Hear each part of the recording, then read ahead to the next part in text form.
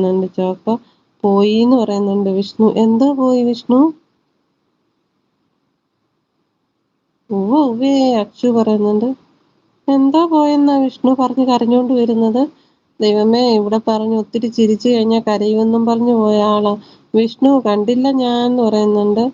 ഞാൻ ഇപ്പോൾ വരാംന്ന് അച്ചു പറയുന്നുണ്ട്. സീറ്റായി എന്താ പ്രശ്നം ചേച്ചി? ഉറക്കമില്ലേ ആർക്കും എന്ന് നിധി ബ്രോ ചോദിക്കുന്നുണ്ട്. ഹായ് നിധി ബ്രോ, ഹായ് ലൈവിലേക്ക് സ്വാഗതം. ഇജ്ജ് പോയില്ലേന്ന് ചോദിക്കുന്നുണ്ട് സഭ. എല്ലാവരും പോയീന്ന്.